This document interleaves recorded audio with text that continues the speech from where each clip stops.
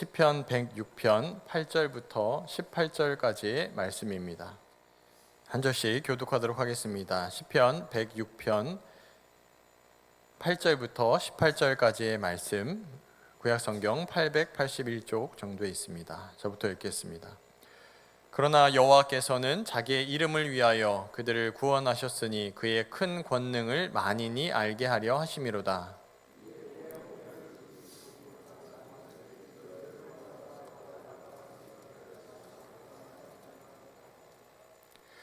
그들을 그 미워하는 자의 손에서 구원하시며 그 원수의 손에서 구원하셨고,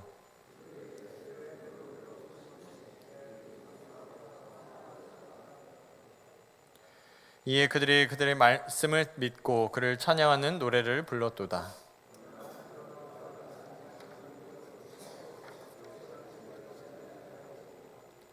광야에서 욕심을 크게 내며 사막에서 하나님을 시험하였도다.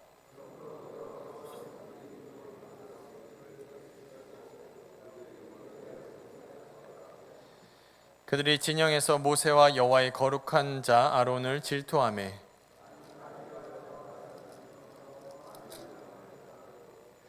불이 그들의 당에 붙으며 화염이 악인들을 살랐도다. 네, 아멘. 네, 18절까지입니다. 네, 요즘 성도님들께서 가장 감사한 제목이 있으시다면 어떤 제목이 있으실까요? 이 자리에 오르시면서 가장 귀한 예배의 자리에 함께함이 가장 큰 감사의 제목인 줄로 믿습니다. 저녁 시간에 가정에서 아이들과 잠자리에 이제 들기 전에 감사의 제목을 나누는데요. 그러면 처음에 이제 감사한 제목을 나누기 시작합니다. 그래서 오늘 말씀을 잘 들을 수 있었고 감사하였다. 또 오늘 어린이집이나 유치원에서 이러한 일이 있었는데 참 감사하였다. 이런 이야기들 나누곤 합니다. 그런데 그렇게 이야기가 진행이 되다가 갑자기 저녁 시간대에 빵을 한 조각 먹었는데 나는 한 조각 덜 먹었다. 이렇게 힘겨운 이야기들을 하다가 서운한 이야기로 마무리가 되고는 합니다. 그리고는 축복 기도를 하고 잠자리에 드는데요. 이런 서운한 이야기로 마무리가 될지라도 또 이런 감사의 제목이 저와 성도님들 가정과 또 삶에 넘치기를 주님의 이름으로 소망합니다. 8절의 말씀을 읽으면서 또 다시 한번 오늘 말씀을 기억하기 원하는데요. 8절의 말씀 한번 같이 읽어보도록 하겠습니다. 그러나 여호와께서는 자기의 이름을 위하여 그들을 구원하셨으니 그의 큰 권능을 만인이 알게 하려 하심이로다. 아멘. 자기의 이름을 위해서 그들을 구원하시는도다 라고 말씀합니다. 그래서 하나님께서 이 구원의 이 역사를 이루시는데 그것이 우리들의 이름이 아니라 하나님의 이름을 위해서 드러내는 역사구나라는 것을 알 수가 있습니다. 10절에서는 미워하는 자에서 손에서 구원하시고 원수의 손에서 구원하신다라고 말씀하면서 이제 하나님께서 우리를 대적하는 자들의 손에서 구원하시려는 것을 알 수 있습니다. 이 말씀 8절하고 10절을 보니까 시편 106편이 하나님이 우리를 구원하셨구나라는 것에 좀 집중해서 말씀을 나누고 있는 것을 발견할 수가 있습니다. 오늘 본문의 하나의 주제가 이제 하나님이 구원하신다라는 주제인데 시편 106편을 묵상하시다 보면 4절하고 8절하고 10절에서 하나님이 구원하신다라고 4절과 8절에서 나와 있고요. 10절에서는 하나님이 구원하셨고 또 구원하셨다라고 말씀하면서 계속 이 구원의 역사가 이스라엘 백성들 가운데 이루어진 것이 강화되고 강조되고 있는 것을 발견할 수가 있습니다. 그렇다면 이 구원하시고 구원하시는 하나님의 돌보심 그리고 자기의 이름을 위해서 구원하신 하나님의 놀라운 역사를 우리가 보면서 그러면은 구원의 이유가 왜 일어나는가라는 것이죠. 우리를 위해서 또 나를 위해서 이렇게 나의 입장에서도 볼 수 있지만 오늘 8절에서는 이렇게 말씀하는데요. 다시금 8절을 읽어보도록 하겠습니다. 그러나 여호와께서는 자기의 이름을 위하여 그들을 구원하셨으니 그의 큰 권능을 만인이 알게 하려 하심이로다. 아멘. 이 구원의 이유는 이스라엘 백성들을 구원해 주시고 이끌어내시고 또 출애굽하여서 이 마른 땅과 같이 이 바다를 건너게 하신 이유가 그 사람들을 위한 것일 수 있겠지만 하나님의 이름을 드러내기 위해서 그렇게 행하셨다라고 말씀합니다. 그것을 보고서 하나님 참 권능이 큰 분이시구나라는 것을 만인이 알게 하려 하는 것입니다. 하나님께서 이스라엘을 택하시고 구원하시는 이유가 그분의 영광을 이렇게 드러내기 위해서 그 역사를 이루어 가십니다. 그분의 이름을 드러내기 위하여서 그러한 일들을 일으키셨습니다. 9절부터 11절에서는 홍해를 마른 땅과 같이 건너게 하셨다라고 말씀합니다.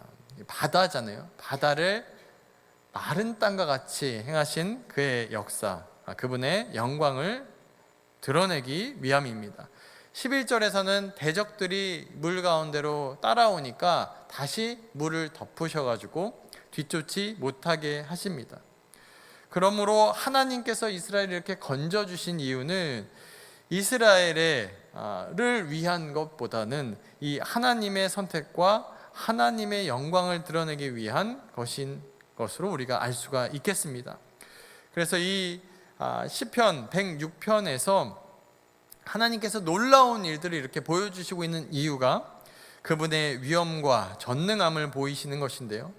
그렇다면 이 구원의 전능함을 우리 가운데 보여주신 하나님께 어떻게 우리가 반응해야 되는가?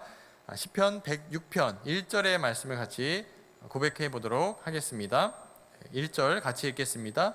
할렐루야, 여호와께 감사하라. 그는 선하시며 그 인자하심이 영원하미로다.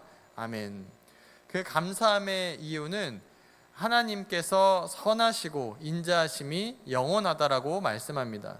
그러니까 하나님의 성품에 근거한 감사라고 할 수가 있습니다. 하나님의 백성의 가장 큰 어떤 구별된 모습이 있다라면은 이 감사라고 할 수가 있을 텐데요. 말세 때 특징이 감사가 없다라는 것입니다.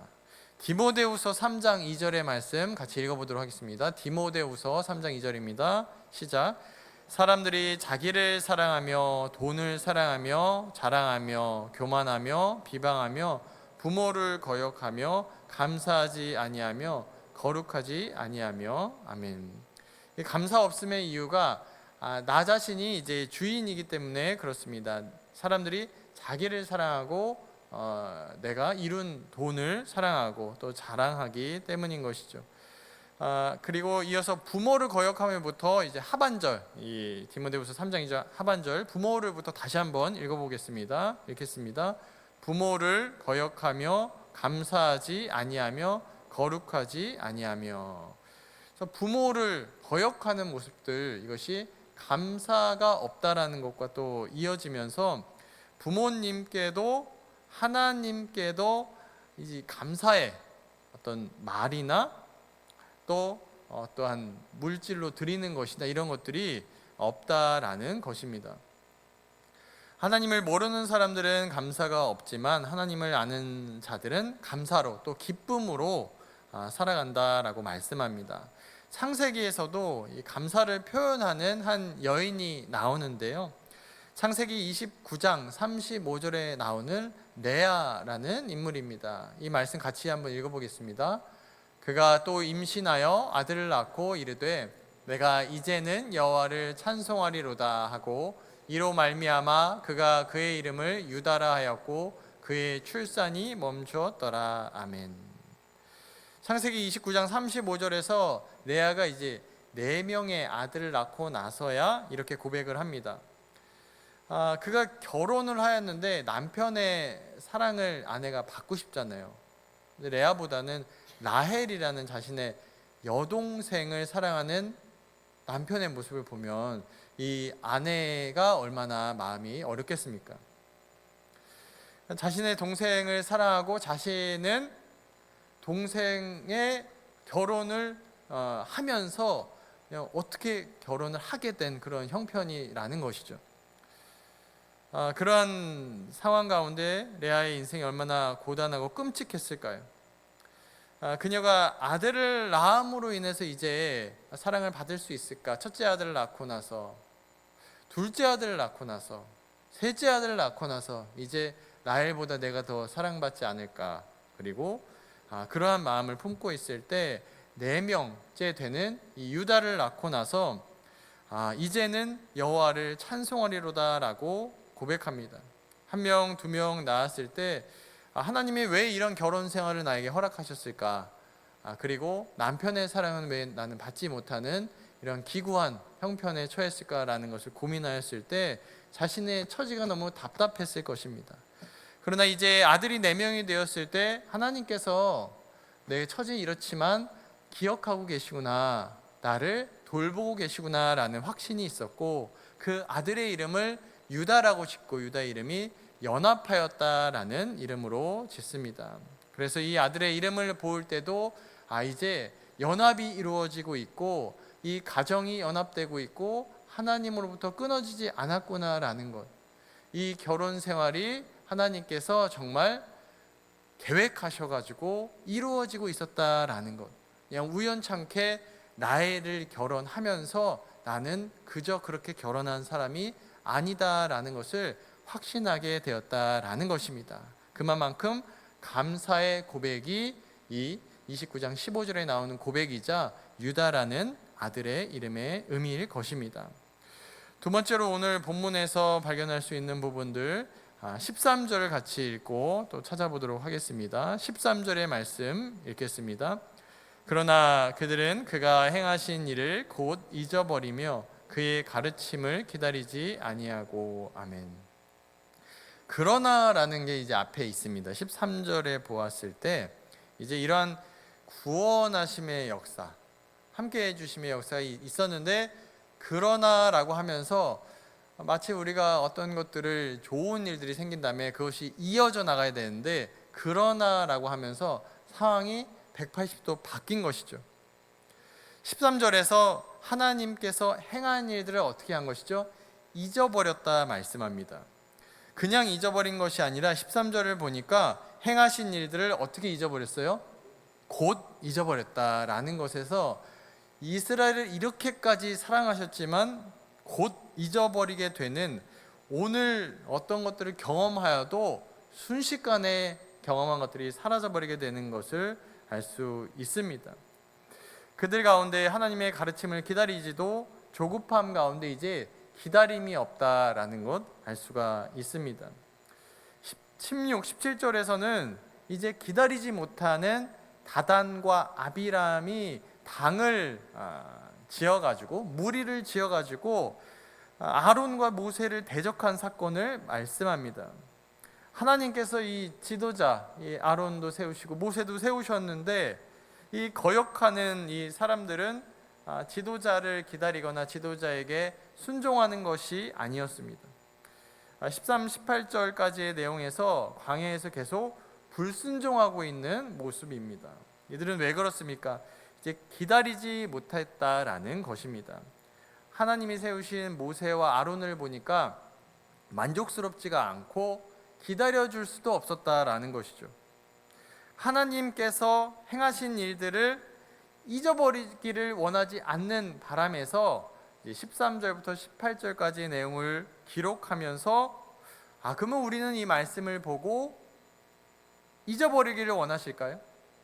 아니죠. 우리가 기억하기를 원하는 마음으로 약간은 부정적일 수도 있는, 또 굳이 이런 내용을 하나님의 은혜를 기록한 다음에 그러나 잊어버렸다라는 것을 기록하고 있다라는 것입니다. 얼마만큼 이스라엘이 반역하였고 또 반역하였고 또 반역하였으면 한편으로는 기록하지 않을 수도 있는데 반드시 기록해서 이 말씀을 보는 사람들은 반드시 기억해야 된다, 잊어버리면 안 된다라는 것입니다.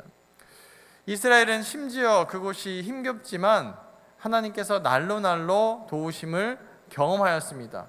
이렇게 계속 반역하는 모습을 보니까 정말 이스라엘 백성을 버리거나 유기하거나 함부로 대하여서 반역한 것은 아닐까 생각할 수가 있지만 40년간 먹을 게 떨어지지가 않고 옷이 헤어지지도 않고 물도 계속 주시는 것이죠. 그런 하나님의 기적을 맛보았다라면, 기억한다라면 우상 숭배를 그치는 것이 당연해 보이고 또 반역도 그칠 것입니다. 그래서 하나님께 대한 이 구원에 대한 감사에 이어지는 것은 그것을 우리가 감사하였다라면 또 계속 기억해야 된다라는 것이 중요하겠습니다. 이어서 마지막 부분인데요. 나의 기도대로 하나님이 무엇을 주신다라고 해서 그것이 마냥 좋은 것은 아닐 수 있다라는 경고의 말씀입니다. 이것은 14, 15절에 나오는 부분인데요. 14, 15절 같이 한 목소리로 읽도록 하겠습니다. 광야에서 욕심을 크게 내며 사막에서 하나님을 시험하였도다. 그러므로 여호와께서는 그들이 요구한 것을 그들에게 주셨을지라도 그들의 영혼은 쇠약하게 하셨도다. 아멘. 하나님을 시험하지 말라고 말씀합니다. 그런데 이스라엘 백성들은 하나님을 광야에서 시험하고 욕심을 부리는 것이죠. 그래서 그들의 영혼이 쇠약해졌다라고 말씀합니다. 14, 15절에서 그 권능의 하나님을 경험한 이후에도 하나님을 시험하는 것입니다. 그래서 놀라운 일이죠. 하나님께서 그 권능을 보여주시면 그 권능에 감사한 반응이 당연해 보이지만 그렇지 않고 그 권능의 끝은 어딜까? 한번 하나님을 시험해 보고자 하는 이 사람의 교만한 마음이 드러나고 있습니다. 그 시험은 15절에서 요구한 것을 그들에게 주었을지언정 그들의 영혼은 약해져만 가고 쇠약해져 간다라고 말씀합니다.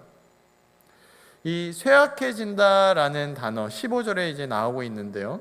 그들의 영혼은 쇠약해져 간다라는 단어가 원어상의 의미로 쪼그라든다라는 의미입니다. 그러니까 말라져 간다라는 것이죠. 갑자기 아침에 일어났는데 몸무게가 예를 들어서 한 80kg였는데 75kg로 빠지고 한 며칠 있다 일주일 있다가 한 70kg로 빠지고 또 한 보름이 있으니까 60kg까지 이렇게 점차 몸이 말라가면서 쇠약해져 가는 상황을 생각해 보시면 되겠습니다. 그렇게 파리해져 가는 모습이죠. 하나님께서 우리에게 무엇을 주시는 것을 구했을 때 이제 그것을 다 받아서 과연 기도가 응답됐구나, 하나님을 이렇게 우리가 원하는 것을 다 구했을 때 다 이루어 주시는구나 라고 기뻐할지언정 그것이 이 이스라엘 백성들의 영혼이 말라져가는, 메말라가는 그런 슬픈 모습인 것이죠. 이스라엘 백성들은 광야에서 이제 고기를 달라는 요청을 했었습니다.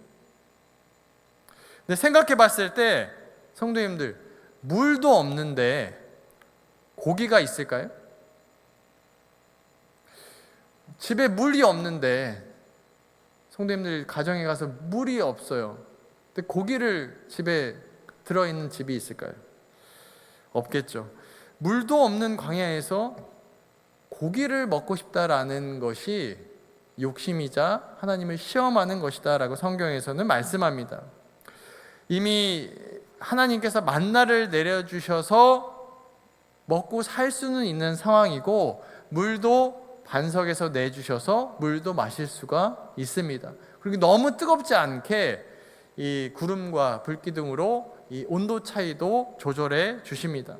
그런데 애굽에서처럼, 이전에 애굽에서는 이만큼 먹었는데 지금은 이런 종류들의 것을 먹지 못하니까 하나님이 만나도 주시고 물도 주시니까 이번에는 고기를 주세요라고 말씀하는 것입니다.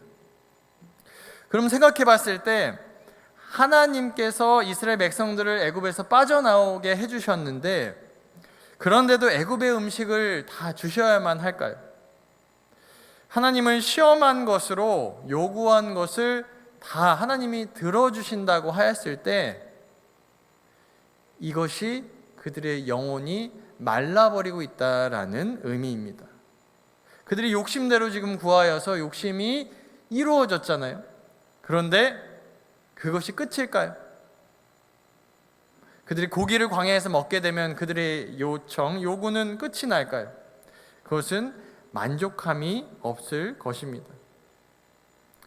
영어 성경에서도 이것을 사람이 점차 매우 야위어 간다, 쇠약 증세다라고 번역하고 있습니다. 이것이 왜냐하면 하나님을 드러내며 하나님을 사랑함으로 구하기보다 그들이 광야에서 하나님이 물도 주시고 만나도 주시니까 하나님 시험해보자, 우리 이것까지는 받아 먹어봐야겠다라는 그런 욕심을 채우는 것으로 이스라엘 백성들이 급급했다라는 것입니다. 시험하는 자다라고 14절에서는 말씀하고 있고 16절에서 이 욕심을 내는 자들의 마음에는 시기함이 있었다라고 말하면서 하나님이 허락하신 모세와 아론에게도 시기함이 있었다라는 것은 하나님을 또한 욕심을 내고 하나님께 대해서 이 시기와 질투의 마음이 있었다라는 것입니다. 그래서 그 질투와 시기의 마음은 어떻게 되었을까요? 18절에서 불로 다 태워버렸다라고 말씀합니다. 반역한 자들, 아론과 모세를 거스른 자들은 화염이 악인들을 살라버렸다라고 말씀합니다. 이 욕심이 일어났을 때 욕심이 그 사람을 사로잡았고 또 그 사람을 불태워버렸다라고 말씀합니다. 이 반역자들의 모습인 것이죠. 이런 모양에서 하나님께서 이 말씀을 기록해 주신 이유는 즉시 돌이키라라고 말씀합니다. 돌이키지 않았을 때 어떻게 되냐면 하나님께서 치신다라고 말씀하시는데요, 이것이 민수기 11장에 나오는 기브롯 핫다와의 장면입니다. 제가 읽어드리겠습니다. 바람이 여호와에게서 나와 바다에서부터 메추라기를 몰아 진영 곁 이쪽 저쪽 곧 진영 사방으로 각기 하룻길 되는 지면 위 2규빗쯤에 내리게 한지라. 백성이 일어나 그날 종일 종야와 그 이튿날 종일토로 메추라기를 모으니 적게 모은 자도 10호멜이라. 그들이 자기들을 위하여 진영 사면에 펴 두었더라. 고기가 아직 이 사이에 있어 씹히기 전에 여호와께서 백성에게 대하여 진노하사 심히 큰 재앙으로 치셨으므로 그곳 이름을 기브롯 핫다와라 불렀으니 욕심을 낸 백성을 거기서 장사함이었더라. 실제로 하나님께서 이 민수기 11장에서 고기를 구하는 사람들, 고기를 먹고 싶으니까 물이 없는데 고기를 어디서 구합니까? 그런데 메추라기를 오게 하셔가지고 지면에서 2규빗을 쌓아주신 것입니다. 이 팔꿈치 2개를 합해서 한 90cm 정도 되는 높이로 지면에 다 쌓아주시니까 사람들이 계속 그것을 자기 것으로 하려고 모으고 있는 모습들. 그래서 이것을 다 모은 다음에 그것을 씹으려고 하였을 때 하나님 진노하셔서 그들이 큰 재앙으로 치셨다라고 말씀합니다. 오늘 말씀에서 우리에게 주시는 교훈 한 3가지 정도를 나누고자 합니다. 첫 번째는 이 구원의 놀라운 신비를 우리에게 허락하시면서 우리의 반응이 무엇인가라는 것이죠. 이 반응은 그 사실에 감격하며 이 감사로 찬양으로 고백하라라고 말씀합니다. 오늘 이 시간 예배를 마치고 또 돌아가는 길에 어떤 분이 만났을 때 지나가면서 이렇게 어떠한 말을 걸었을 때 입술에서 튀어나오는 이 어떠한 말의 첫 시작이 감사의 제목이 되실 줄로 믿습니다. 이 감사가 그 눈이 열리는 사람에게 감사가 나올 수 있다라고 성경에서는 말씀합니다. 눈이 닫혀 있는 자들에게는 절대로 나올 수 없는 고백이 감사의 고백입니다. 우리 사랑하는 성도님들께서는 이 시간을 통해서 눈이 열리시고 마음이 열릴 때 지금까지 감사의 고백으로 채워오신 것처럼 감사가 열리며 감사로 풍성하게 채워가시기를 주님의 이름으로 축복합니다. 이 시간이 감사가 열리는 시간이 될 줄로 믿습니다. 12절을 같이 고백해 보겠습니다. 12절입니다.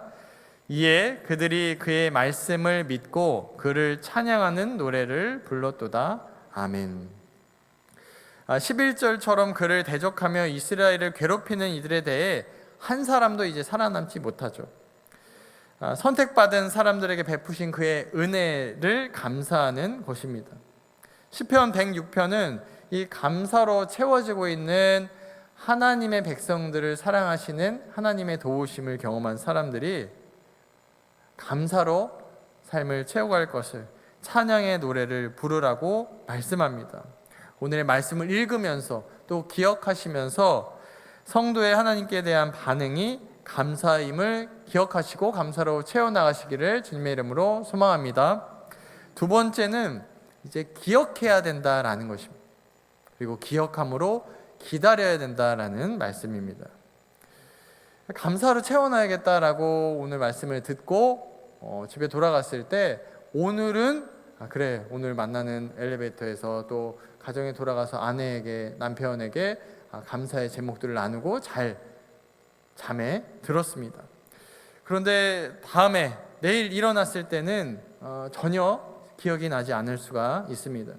왜냐하면 어제의 일들은 기억에서 다 사라져버렸기 때문입니다.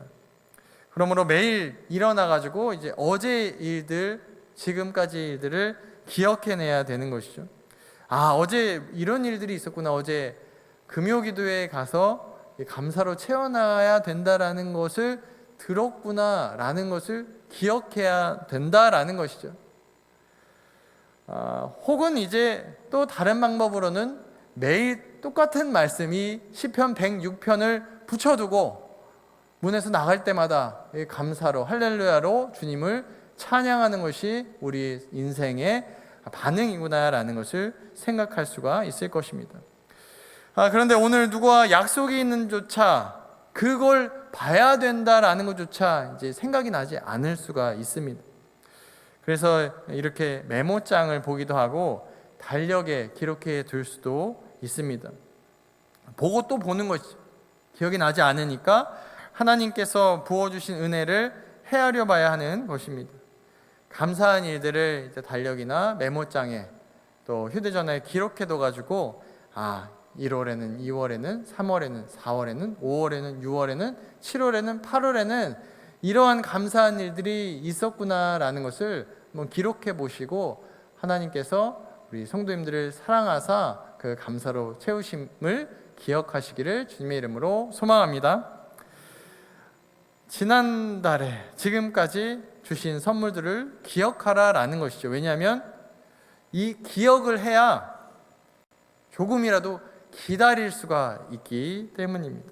13절, 14절에서 기다림으로 이 가르침을 지키라라고 말씀합니다. 이 13절, 14절, 15절, 16절, 17절에 이 반역하는 자의 무리들이 반역할 수 있었던 이유는 이전 일을 바로 까먹었기 때문입니다.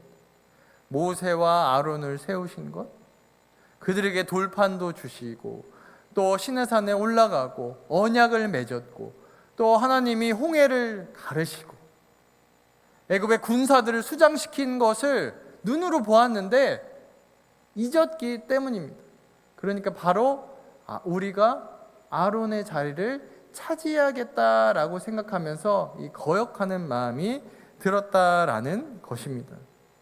그런데 이것을 기억한다라면 그렇게 되지 않을 것입니다. 많은 신앙의 선배님들, 성경의 인물들이 주어진 숙제가 같습니다. 주신 말씀을 기억해가지고 기다리는 것입니다. 이 기다림의 자리에서 이탈하게 되면은, 기억하지 못하게 되면은 하나님의 복락을 누리지 못하였을 것입니다.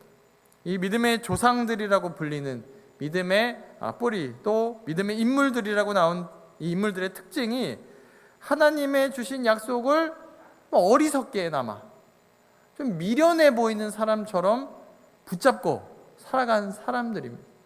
사람들이 주변에서 저 사람은 왜 저렇게까지 그 약속을 기다리는가라고 하였을 때 그 약속들을 매일매일 생각하면서 하루하루 보내는 겁니다. 주변 사람들은 그 약속은 잊고 그냥 우리처럼 살자, 그만 포기하자라고 할 때 아니다. 하나님은 나에게 이 약속을 맡기셨고 지금 10년을 기다렸지만 아직 다 된 것 같진 않지만 10년은 더 기다려 볼 거야 라고 결단하는 사람인 줄로 믿습니다. 그 소리에 아랑곳하지 않고 이 하나님의 말씀을, 약속을 매일 묵상하는 사람들입니다. 구약의 요시야 왕은 어떠합니까? 이전의 왕들은 이 약속을 몰랐습니다. 이 율법책을 발견하지 못하고 율법을 잘 알지 못하였기에 뭘 해야 되는지조차 몰라서 방황하던 왕들이 있었는데, 이 요시야는 율법책이 발견되면서 이제 그것을 잘 읽으면 발견할 수 있고 기억할 수 있는데, 이제 기억하기만 하면 되는 것입니다. 그때 잘 기억하고 기다려야겠다라고 결단하는데요, 우리도 함께 결단해 보도록 하겠습니다. 열왕기하 23장 1절부터 3절의 말씀 같이 고백해 보도록 하겠습니다. 이에 왕이 여호와의 성전에 올라가매 유다 모든 사람과 예루살렘 주민과 제사장들과 선지자들과 모든 백성이 노소를 막론하고 다 왕과 함께 한지라. 왕이 여호와의 성전 안에서 발견한 언약책의 모든 말씀을 읽어 무리의 귀에 들리고, 왕이 단 위에 서서 여호와 앞에서 언약을 세우되 마음을 다하고 뜻을 다하여 여호와께 순종하고 그의 계명과 법도와 율례를 지켜 이 책에 기록된 이 언약의 말씀을 이루게 하리라 하매 백성이 다 그 언약을 따르기로 하니라. 아멘. 하나님이 원하신 일이 이 요시야 왕 때 일어난 것입니다. 전무후무하게 하나님의 이 율법을 지키고 또 하나님의 이 계명을 지키면서 이 율법책을 읽고 자기만 읽는 것이 아니라 하나님께서 왕이 정말 하기를 원했던 것들, 이 언약의 말씀을 이루길 원했던 것들, 이 선택된 백성들이 이 언약의 말씀을 자신과 또 가정과 이 나라에 계속 읽어주라는 그 왕에게 하라고 하셨던 말씀을 지금 요시야 왕이 율법책이 발견되어서 행하고 있다라는 것입니다. 이 부분을 보면 하나님이 이 요시야 왕을 보면서 참 이 왕만큼은 내가 잘 세웠구나, 내 뜻에 합당하게 다스리고 있구나라는 그런 마음이 들었을 것입니다. 이 기억하지 못한다라면, 이 약속을, 하나님의 약속을 기억하지 못하면 기다릴 수가 없고 반역하는 마음, 다른 마음이 생겨나지 않을 수가 없습니다. 기억하지 못한다라면 하나님께서 우리에게 행하신 일과 주신 약속을 기억하지 못할 뿐더러 지킬 수조차 없다라는 것이죠. 그래서 가까운 곳에 이 약속을 두시고 약속을 기억하시기를 주님의 이름으로 소망합니다. 세 번째는 이 기억을 못하면 욕심으로 채워진다라는 것입니다. 그래서 이 기억을 하면 주신 것이 많은 것임을 기억하였을 때 주신 것에 만족할 수 있다라고 말씀합니다. 광야에서 하나님이 아무것도 안 주셨나요? 필요한 건 다 주셨습니다. 실제로 많이 주셨습니다. 그러나 이스라엘은 계속 불평하고 다음날 불평하고 그 다음날 불평하고 해서 이제 불평만이 남게 되었습니다. 그리고 불평하다 보니까 세우신 지도자도 마음에 들지 않아서 아론 대신에 우리가 저 역할을 해야겠다라고 생각하였던 것이죠. 그래서 반역하는 모습을 보니까 하나님은 경노하셨다라고 성경에서는 기록합니다. 왜냐하면 하나님이 세우신 지도자라는 것을 성경에서 말씀하였고 그 장면은 이스라엘 백성들이 다 봤는데 지금 기억하지 못하고 바꾸려고 한다라는 것이죠. 다행히 자신을 거역하고 반역하고 하나님을 거스르는 그 사람들을 하나님이 심판하시려고 할 때 모세는 중재자가 되어서 그들 위해서 기도하게 되고 모든 사람이 죽는 것만큼은 막게 됩니다. 이 기다림이라는 것, 그리고 즉각 나는 돼야 된다라는 즉각적인 만족, 이것이 대결하고 있을 때 성도님들은 어떻게 하시겠습니까? 매일 하나님께서 수많은 것들을 공급해 주시고 또 주변의 상황들을 만들어 주시고 또 함께 하시지만, 그러나 한 가지 두 가지쯤은 다른 사람을 보니까 나에게 채워주시지 않은 것들이 반드시 발견된다라는 것입니다. 그러면 그것을 두고 불평하고 반역할 때 이것이 기다림과 어떤 내가 기도해서 구하고자 하는 것들이 충돌한다라는 것이죠. 그런데 약속은 기다림에 달려 있다라고 말씀합니다. 이 만족하는 삶은 이 구한 것을 받는 것에 달려 있지 않다라는 것이죠. 이미 받은 것을 기억함으로 만족할 수 있다라고 성경에서 말씀합니다. 이스라엘이 많은 것을 구하였고 받았고, 근데 또 시험하고 욕심으로 구하였을 때 15절에서 영혼이 잘 돼야 되는데 구한 것은 받았잖아요. 근데 영혼이 말라서 쇠약해지는 병에 걸렸다라고 성경에서 말씀합니다. 그러므로 이 기도의 자리에서 많은 것들을 구하고 저와 성도님들의 구하는 것들을 다 주신다라고 해서 그것이 과연 좋은 것인가라는 것을 기억해야겠습니다. 그것이 오히려 영혼이 쇠약해지는 경우가 생길 수 있다라는 것이죠. 바라는 것이 많을 때 바라는 것이 이루어진다라면 바라는 것들이 또 생기고 계속 반복될 때 그 과정이 영혼이 강건해지는 것이 아니라 영혼이 쇠약해질 수 있다라는 것입니다. 구약의 지도자들, 이 말씀을 전하고 말씀을 선포해야 되는 사람들의 부분들을 볼 때 이 탐욕이 얼마나 이 말씀을 가로막고 있는가라는 것을 발견할 수 있는데요.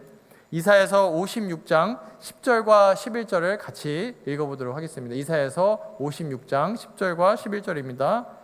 이스라엘의 파수꾼들은 맹인이요 다 무지하며 벙어리 개들이라. 짖지 못하며 다 꿈꾸는 자들이요 누워있는 자들이요 잠자기를 좋아하는 자들이니 이 개들은 탐욕이 심하여 족한 줄을 알지 못하는 자들이요 그들은 몰지각한 목자들이라. 다 제 길로 돌아가며 사람마다 자기 이익만 추구하며. 이 구약의 인도자들, 또한 바로 이 말씀을 선포해야 되는 왕들, 선지자들, 또 제사장들, 모든 말씀을 나눠야 되는 자들이 맹인이 되며 벙어리가 되어 누워있는 자들이다라고 말합니다. 이 탐욕이 심하여서 백성들에게, 아까 요시야 왕 때에는 율법책을 발견해서 그 말씀을 남녀노소 가리지 않고 다 나와서 하나님을 사랑하고 뜻을 다해서 목숨을 다해서 사랑해야겠다라고 언약을 선포하였는데, 이제 이 왕들과 선지자들은 이 자기의 배만 불리려고 하는 모습으로 나아가고 있다라는 것이죠. 이 탐욕이 심할 때 그들이 구하는 것들이 많고 기도의 제목이 많지만 영혼들은 말라 비틀어져 가고 있는 모습을 이사야서 56장에서 고발하고 있습니다. 사랑하는 성도님들, 또한 제가 이 기도의 자리 가운데 기다림으로 기도의 자리에 있어야 하는 줄로 믿습니다. 이 기도의 제목이 즉각 응답되지 않고 즉각 이루어지지 않을지라도 이 기도의 자리에 거함이 축복이고 하나님께서 우리 사랑하는 성도님들 사모함으로 기다리고 계신 줄로 믿으시기를 소망합니다. 하나님께서 주시고자 하는 것들을 이제 바로 오늘 구했는데 바로 오늘 다 주셨어요. 그럼 1시간을 기다릴 수 있을까요? 그 시간이 필요하지 않고 마음으로만 생각했는데 다 돼 있는 거예요. 그러면 기다리는 시간이 필요하고 또 이 자리에 몇 분이나 오시겠습니까?